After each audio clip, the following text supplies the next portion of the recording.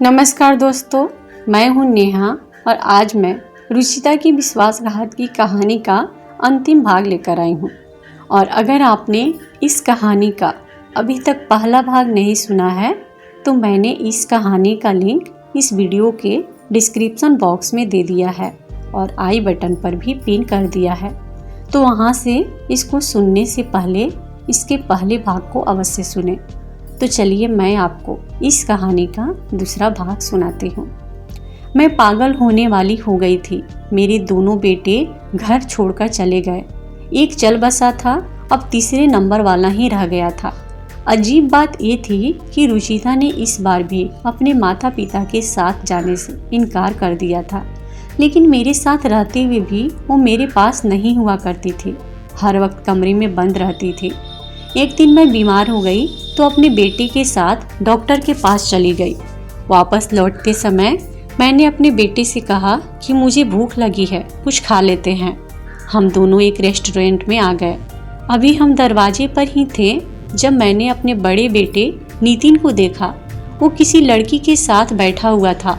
उस लड़की की पीठ हमारी तरफ थी, इसलिए मैं उसे नहीं देख पाई। मैं चुपचाप अपने बेटे को लेकर एक कोने में बैठ गई। इतनी दूरी से उन दोनों की बातों की आवाज़ मुझे सुनाई नहीं दे रही थी, लेकिन ऐसा लग रहा था कि कोई परेशानी वाली बात है, तभी तो वो दोनों बहस कर रहे थे। थोड़ी देर बाद मेरा बेटा जिस लड़की के साथ बाहर निकला, उसे देखते ही मुझे शक हुआ, क्योंकि वो तो रुचिता जैसी ही लग रही थी। लेकिन चूंकि उस लड़की ने दुपट्टे से अपना चेहरा ढक लिया था, इसलिए मैं उसे पहचान नहीं सकी। फिर मैंने सोचा कि रुचिता यहाँ कैसे आ सकती है भला? उसका तो तलाक हुआ है, वो यहाँ क्यों आएगी? मैंने उसी वक्त कॉल किया और नौकरानी को कहा कि जरा देखो तो रुचिता भाभी घर पर हैं क्या। नौकरानी ने कुछ देर बाद बताया कि नहीं जी, वो तो घर पर नहीं है। मेरा शक फिर से जाग उठा। घर आने के बाद मैं रुचिता पर नज़र रखने लगी। यूँ समझ लीजिए कि मैं उसकी जासूसी करने लगी थी। ऐसा नहीं लगता था कि वह कुछ भी संदेहजनक कर रही थी, सिवाय इसके कि वो कभी कभी अकेले बाहर चली जाया करती थी। एक दिन मैं भी उसके पीछे पीछे चल दी। मुझे उस वक्त झटका लगा जब वो पार्क में मेरे दूसरे नंबर वाले बेटे से मिली। वो काफ़ी देर तक उससे बातें करती रही। वो वाकई मेरे बेटों से मिल रही थी, लेकिन किस लिए और क्यों? उन्होंने तो उसे तलाक दे दिया था ना। मैंने रुचिता से कई बार पूछने की कोशिश की थी कि मेरे बेटों ने तुम्हें तलाक क्यों दिया था, लेकिन वो कुछ नहीं बताती। अंततः मैंने ये राज जानने का निश्चय कर लिया। एक दिन रुचिता से कहा कि मैं तुम्हारी तीसरी शादी अपने तीसरे बेटे से करवाना चाहती हूँ, क्या तुम राजी हो? मेरी इस बात पर रुचिता कहने लगी कि आप मेरी माँ जैसी हैं, आप जो चाहें वो मेरी जिंदगी के साथ कर सकती हैं, वो आपका हक है। मैं उसकी शादी अपने तीसरे बेटे से सिर्फ इसलिए करवाना चाहती थी कि राज का पता लगा सकूं कि आखिर ऐसा क्या होता है कि पहले ही रात को रुचिता का तलाक हो जाता है। मैंने ये शादी तय कर दी, जिसकी वजह से रुचिता बहुत खुश लग रही थी। मेरा बेटा उससे 2 साल छोटा था, लेकिन फिर भी उसने मेरे फैसले पे आगे सिर झुका लिया था। शादी वाले रात को मैंने अपने बेटे से कहा कि मेरी तबीयत ठीक नहीं है, मेडिकल जाओ और मेरे लिए दवा लाकर दे दो। वो कपड़े बदल कर चला गया। उसने जाने के बाद मैंने उसकी शेरवानी पहन ली, चेहरे पर सेहरा डाल लिया और उसकी जगह मैं खुद कमरे में चली गई। मैं कमरे का दरवाज़ा खोलकर अंदर दाखिल हुई तो रुचिता बेड पर बैठी हुई थी। अपने दूल्हे को देखते ही वो बेड पर से उठकर खड़ी हो गई और खुद ही कहने लगी कि मैं जानती हूँ कि अब आप मेरे पति हो, लेकिन मैं तुम्हें सिर्फ इतना कहना चाहती हूँ कि मैंने तुम्हें हमेशा से अपना छोटा भाई समझा है। मैं तुम्हें इस रूप में स्वीकार नहीं कर सकती हूँ। तुम्हें याद है, मैं और तुम बचपन में साथ खेलते थे और मैं तुम्हें लाड किया करती थी। मैंने तुम्हें भाई का दर्जा दिया है, मैं तुम्हें पति का दर्जा नहीं दे सकती। और आंटी ने मेरी शादी तुमसे ज़बरदस्ती करवा दी है, और आंटी ने ही कहा था कि तुम तलाक मांग लेना। वो सिर्फ दुनिया के सामने दिखावा करना चाहती हैं कि मुझे मेरी सहेली की बेटी से कितना लगाव है। मेरी पहली शादियां भी उन्होंने ही करवाई और आपके भाइयों ने उनके कहने पर ही मुझे तलाक दे दिया था। आज भी आंटी ने मुझे कमरे में भेजने से पहले यही कहा था कि मेरे बेटे को मेरा संदेशा दे देना कि वो तुम्हें तलाक दे दे। इसलिए तुम अपनी माँ के फैसले का सम्मान करो और मुझे तलाक दे दो। मैं चुपचाप उसकी बातें सुन रही थी।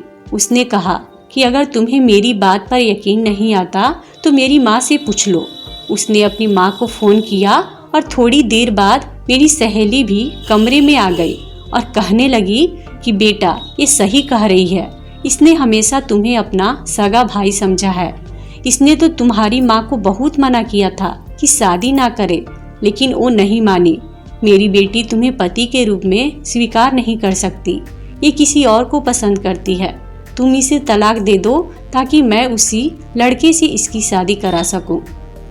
मेरी सहेली और रुचिता को नहीं पता था कि सेहरे के पीछे मैं हूँ। रुचिता को तो यही लग रहा था कि जैसे मेरा बेटा और उसका पति है। मेरी सांसें रुक गई। वो कैसे झूठ बोल रही थी। वो और मेरी सहेली मिले हुए थे और वो झूठ बोलकर मेरे बेटों से तलाक लेती रही। मेरी सहेली की बेटी, जिसे मैंने अपनी बेटी से भी ज्यादा प्यार दिया था, लेकिन मैंने कभी सोचा भी नहीं था कि वो और मेरी सहेली मिलके मेरे साथ ये सब करेंगी। मैं इस पर विश्वास नहीं कर सकती थी। ये खुलासा इतना घातक था कि मेरी जान निकल गई। मैंने अपने चेहरे से सेहरा हटाकर दूर फेंक दिया। तब वो दोनों मुझे देखकर डर गई। रुचिता ने कहा कि आंटी आप यहाँ। मेरी सहेली भी मुझे देखकर दंग रह गई थी। उन्हें उम्मीद नहीं थी कि दूल्हे के रूप में मैं उनके सामने खड़ी रहूंगी। मैंने आगे बढ़कर उसके चेहरे पर एक जोरदार तमाचा मारा और चिल्लाकर कहा कि खबरदार, मुझे आंटी मत कहना। तुम इतनी घटिया निकलोगी, मुझे यकीन नहीं हो रहा है। मेरे बेटों के खिलाफ मुझे भड़काती रही हो। तुम्हारी वजह से मैंने अपने बेटे को घर से निकाल दिया। मेरी सहेली आगे बढ़ी और बोली कि मीना, मेरी बात सुनो, लेकिन उसे भी मैंने धक्का देकर पीछे कर दिया। रुचिता चिंतित हो गई थी कि मुझे सब कुछ पता चल गया है। उसने झट से अपना हाथ मेरे मुंह पर रख दिया और मुझे कुर्सी पर बिठाकर आंखों ही आंखों में अपनी माँ से कोई इशारों में बात की और उन्होंने तुरंत मेरे हाथ पैर दुपट्टे से बांध दिए और मेरे मुंह में भी कपड़ा ठूस दिया। वो कहने लगी कि सॉरी आंटी, अगर आपको ये सब नहीं पता चलता तो मुझे आपके साथ ये सब नहीं करना पड़ता। अब आप यहीं पर कैद रहेंगी। मैं चिल्लाना चाहती थी, लेकिन मेरी आवाज़ मेरे मुंह में ही दबकर रह गई थी। वो ऐसा क्यों कर रही थी? तभी अचानक दरवाजे पर दस्तक हुई। मेरी एक महिला रिश्तेदार की आवाज़ सुनाई दी। रुचिता, सब ठीक है ना? कमरे से आवाज़ें आ रही थी। रुचिता ने दरवाज़ा खोलने की बजाय वहीं से कह दिया कि जी सब ठीक है, आप जाइए और जाकर अपना काम करें। उसने कुर्सी के साथ मुझे बाथरूम में बंद कर दिया। थोड़ी देर बाद मुझे अपने बेटे की आवाज़ सुनाई दी। वो मेरे बारे में ही पूछ रहा था कि माँ कहाँ है, और रुचिता उससे कह रही थी कि वो अपने कमरे में ही होंगी। मेरा बेटा यकीनन मुझे ढूंढ रहा था और मैं अंदर तड़प रही थी। मैंने कभी सपने में भी नहीं सोचा था कि मेरे साथ ऐसा भी होगा। कुछ देर बाद मुझे फिर से बाहर से आवाज़ें सुनाई देने लगी। मेरा बेटा मुझे ढूंढते हुए बाहर चला गया। मैंने खुद को छुड़ाने की बहुत कोशिश की, मगर कोशिश कामयाब नहीं हो रही थी, क्योंकि उसने मुझे बहुत मजबूती से बांध रखा था। थोड़ी देर बाद मेरी सहेली ने आकर मुझे वहां से निकाला और खींचते हुए स्टोर रूम में ले जाकर मुझे बंद कर दिया। मैं अभी भी बेटे की शेरवानी में ही थी। स्टोर रूम में बहुत गर्मी थी, जिसके कारण मेरी हालत बहुत खराब होने लगी थी। मुझे उम्मीद थी कि मेरा बेटा मुझे ढूंढ ही लेगा, लेकिन पूरा दिन गुजर गया और वो नहीं आया। मुझे वहाँ कैद करके 2 दिन हुए थे और रुचिता ने आकर मुझे एक दिन में सिर्फ एक बार ही खाना दिया था और अब भूख से मेरी जान निकल रही थी। मैं खुद को आज़ाद करने के लिए कोशिश करने लगी, जो मैं पिछले 2 दिनों से कर रही थी। शाम तक मैंने जोर लगा कर रस्सी को काफ़ी ढीला कर लिया था और रात तक मैंने कोशिश करके खुद को छुड़वा ही लिया। रात को जैसे ही दरवाज़ा खोलकर रुचिता अंदर दाखिल हुई तो मैंने स्टोर रूम में रखा हुआ डंडा उठाया और उसके सिर पर मारकर उसे बेहोश कर दिया और खुद भागते हुए स्टोर रूम में बाहर आ गई। मेरा बेटा बेचारा मुझे ढूंढते ढूंढते थक गया था। मैं चीखते हुए बेटे को आवाज़ देने लगी। मेरी आवाज़ सुनते ही वो भाग कर आया। मेरी हालात बहुत खराब होती जा रही थी। मैंने उसे बताया कि तुम्हारी बीवी रुचिता ने मुझे स्टोर रूम में बंद करके रखा था। बस इतना कहकर ही मैं बेहोश हो गई। जब मुझे होश आया तब हॉस्पिटल के बेड पर थी। मेरे दोनों बड़े बेटे भी मेरे सामने खड़े थे। मैं उन दोनों को देखकर बहुत खुश हो गई। मुझे लगा कि मैं एकदम ठीक हो गई हूँ। मैंने रुचिता के बारे में पूछा तो छोटा बेटा कहने लगा कि वो धोखेबाज लड़की इस समय अपने माता पिता के साथ जेल में है। मेरे बेटे ने मुझे पूरी कहानी बताई कि वो ये थी कि मेरी सहेली और उसकी पति की नज़र शुरू से ही हमारी दौलत पर थी। जब मेरी पति की मृत्यु हो गई तो उन्होंने एक प्लान बनाया और अपनी बेटी मुझे दे दी ताकि रुचिता के जरिए मेरी दौलत पर कब्जा कर सके। जब रुचिता ने मेरे बड़े बेटे नितिन से शादी की तो शादी की रात उससे यही कहती रही कि मैं तुम्हें हमेशा अपना बड़ा भाई समझती हूँ, मैं तुम्हारे साथ ये रिश्ता नहीं निभा सकती और मैं किसी और को पसंद करती हूँ, मुझे तलाक दे दो।